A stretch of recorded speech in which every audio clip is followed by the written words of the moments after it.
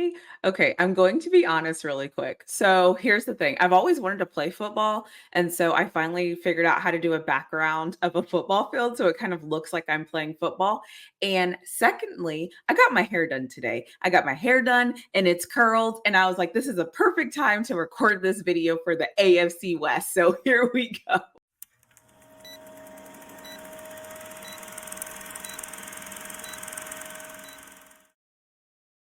All seriousness, the next group or division that's going to be released in the series is the Kansas City Chiefs, the Los Angeles Chargers, the Las Vegas Raiders, and the Denver Broncos. And so, like I've done every other week, this is like I think week 6 or week 7. I think this is week 6. I will release these episodes in the order in which I feel like the division will be won by. So, for example, Thursday is the Covenant Thursday spot. It will be the division who I think is going to win the division. And then on Wednesday, I'll do the third place team. On Tuesday, I will do the second place team. And then on Monday, I will do the last place team. And so the interesting thing about this division is like we all know, like, let's be real here.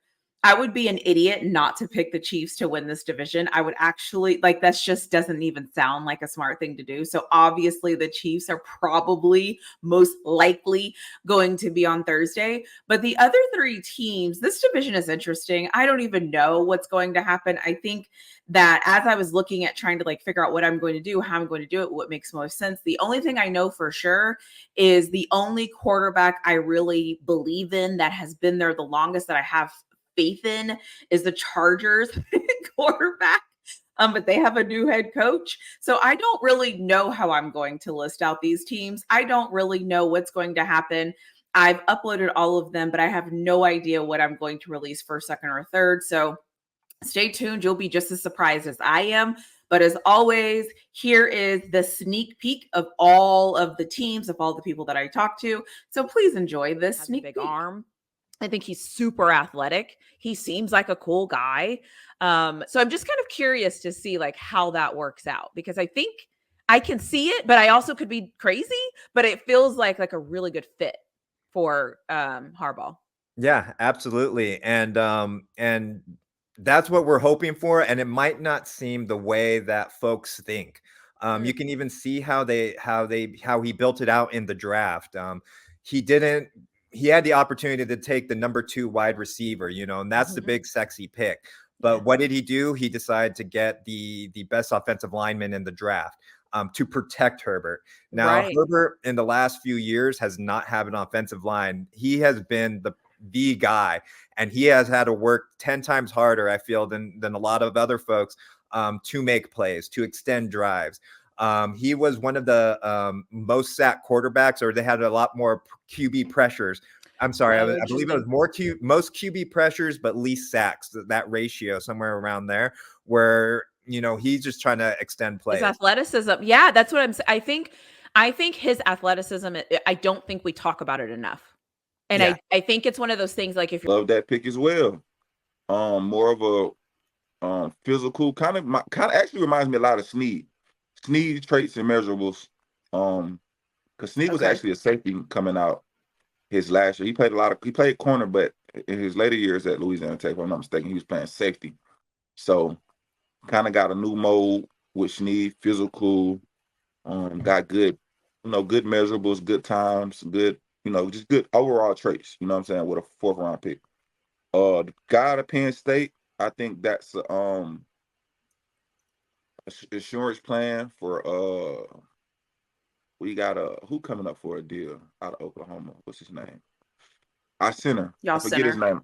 Yeah, he coming up for a deal, and Trent that's next to him, our right guard, coming up for his deal as well. So I think that's insurance for one of those 2 guys, because you can swing it.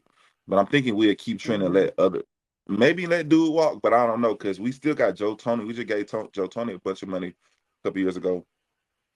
And then we finished out with Kamal Haddon and CJ Hansen.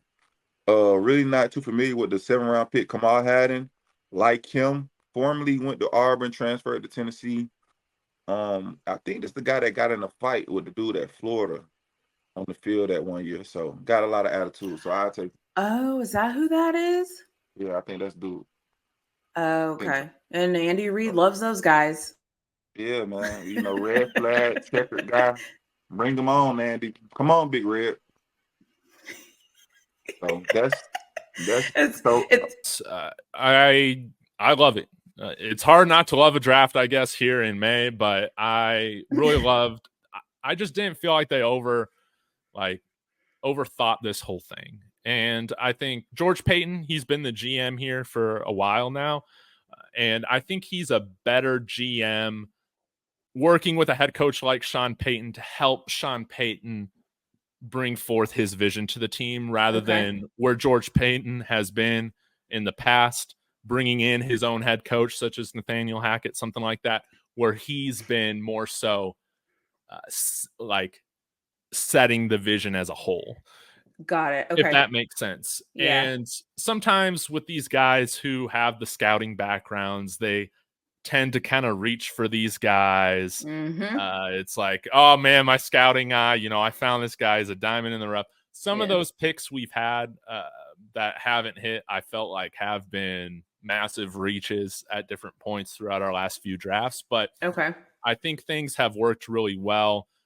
Kind of like a yin and a yang counterbalance to Sean Payton, who has traditionally been super aggressive in drafts, whereas George Payton has liked to trade back or get as much ammo as he can, and then sometimes with some of those picks make like what kind of picks? I like the draft back. I like the trade back bang for your buck people.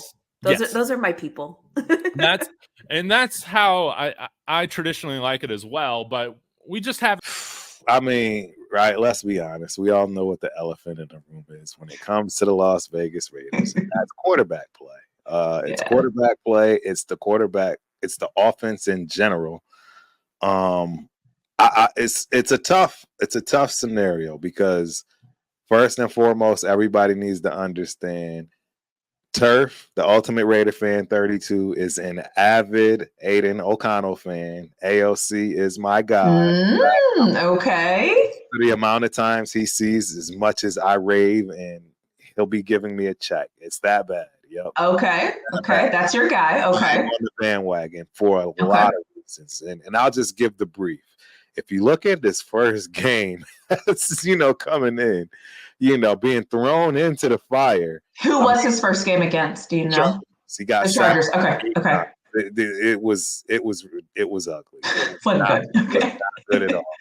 He went from that to turning the ball over to winning his last 4 or 5 games and not having a single turnover in any way, shape, or form.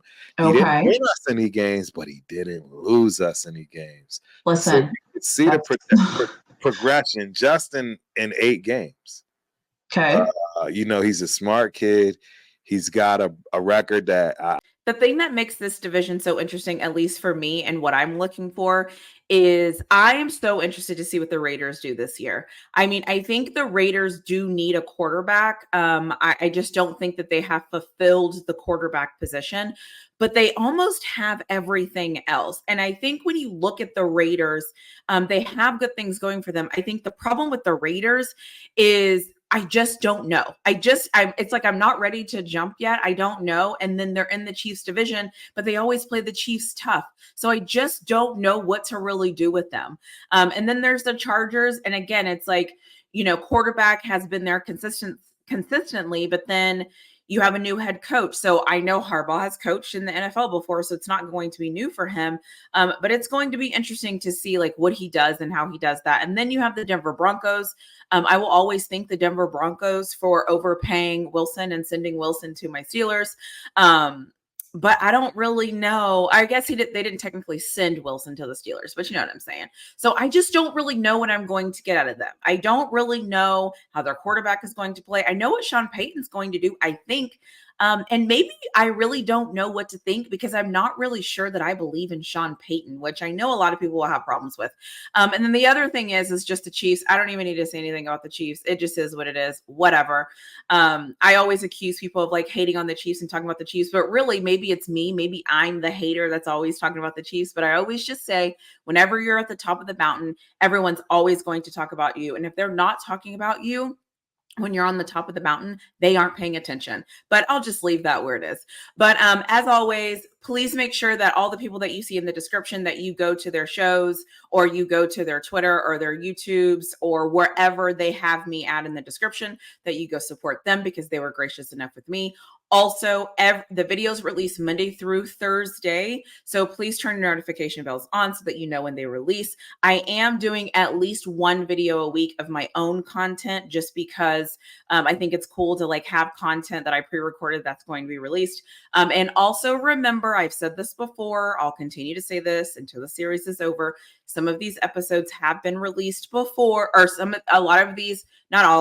all of these have been recorded before. So please just keep in mind that happened. And then also I totally tanked here.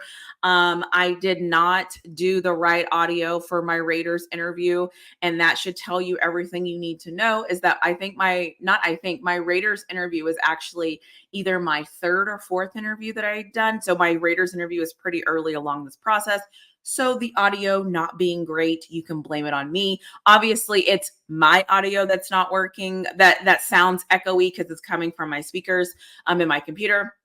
But obviously, my guest was well prepared because he is amazing. So anyways, I will stop talking. I hope you enjoyed this week's episode of the teams that will release, and who knows what I will do, but I'm interested to see if anybody agrees or disagrees with me. But I'm starting to believe that nobody really knows how I'm releasing except for the people that did the conversation, and that's okay too. But listen, it just is what it is.